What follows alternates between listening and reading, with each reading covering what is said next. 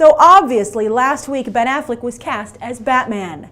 And while the internet went into convulsions, apparently Warner Brothers called on the media to go on damage control, with numerous reports springing up that listed all the reasons this was a great idea for Warner Brothers, Ben Affleck, and you. Now, I don't know if anyone drank that Kool-Aid, but I was surprised that in all the lists for why this was a great idea for Ben Affleck, none of them listed what was probably his numero uno reason. Being associated with Christopher Nolan's DC movies is career gold, as it immediately ingratiates you with his extremely loyal and loud fan base. Sure, by signing on to play Batman, Ben Affleck might have ironically brought that to an end, but I think it's worth revisiting those actors who got into Nolan's films while the going was good, and seeing exactly what it did for them. And remember, we're talking about Nolan's DC movies only, as fascinatingly, the intense goodwill doesn't seem to extend beyond that. His DC fans did support Inception, incredibly so, but it's not remembered or spoken of with the same fervor. That begs the question, what will Nolan's own career look like post-DC? Perhaps Warner Brothers did him a huge favor by casting Affleck, violently cutting loose the fan base so they can follow Nolan over to Interstellar and whatever comes after that.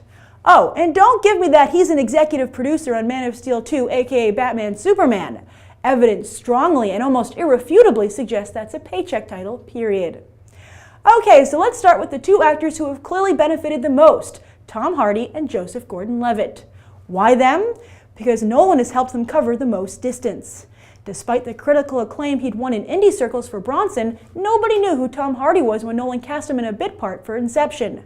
However, when word got out that Hardy would play Bane, following in Heath Ledger's footsteps as Nolan's next reimagined villain, he practically became a movie star overnight.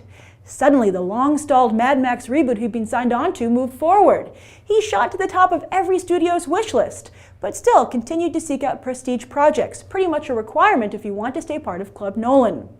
He has the real-time thriller Locke coming up next, where he sports another crazy accent, and they'll star as George Mallory as Swingers and Bourne Identity director Doug Liman gets serious with Everest. Is Hardy a movie star? Not quite yet, but he's definitely on the board thanks to Nolan.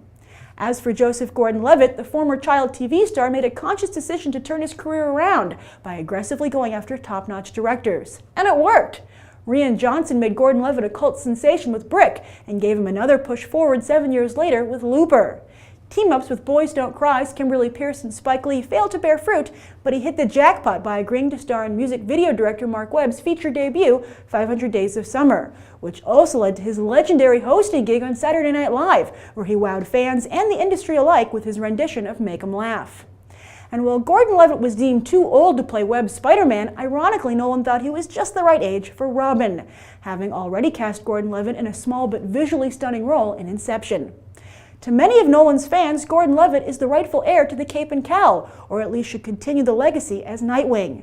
And now that he has Nolan's stamp of approval, Gordon-Levitt is looking to further increase his artistic credibility by stepping behind the camera for Don John, which he wrote and directed. He also continues to play to the Nolan fan base by casting Scarlett Johansson as the sexpot opposite him in Don John, and co-starring in another genre film that courts the same fan base, Sin City 2, A Dame to Kill For. Outside of Hardy and Gordon-Levitt, Nolan took critical darling Christian Bale and made him a box office draw, with fans supporting him in non-Batman roles like Public Enemies and The Fighter. But now that Bale has well bailed, and therefore is partially responsible for Affleck, it will be interesting to see if the fanbase will continue to support him in his upcoming films Out of the Furnace and American Hustle. Also, Anne Hathaway was a pleasant surprise as Catwoman, with some arguing that she was the one to truly reinvent a character a la Ledger. Nolan not only told everyone he thought Warner Brothers should make a solo Catwoman flick with Hathaway, but she and Michael Caine are the only Bat repertory players he brought onto Interstellar. Speaking of Michael Caine, Nolan made him relevant again, introducing him to an entirely new generation. Other Nolan Bat picks like Morgan Freeman, Liam Neeson, and Gary Oldman didn't get so much as a boost, but an extension of their already sterling reputations, while Nolan also got to let some former male stars have one last dance, such as Eric Roberts and Matthew Modine. The only two actors Nolan has been unable to help are Cillian Murphy, who helped establish Nolan's Batverse but didn't get to really enjoy its heyday, and Aaron Eckhart. That last one is a puzzler, as Eckhart had a sizable role in The Dark Knight as Harvey Dent and then Two-Face. I'd wager, though, that Eckhart's weakness for fluff flicks like Love Happens and Olympus Has Fallen makes him his own worst enemy. So does Nolan's blessing of an actor mean anything to you? And if so, do you think Ben Affleck can benefit from it, even once removed? Or are the heady days of starring in a DC movie over? Write your thoughts down below. I'm Grace Randolph, and this has been a Movie Bite. You can watch more right now.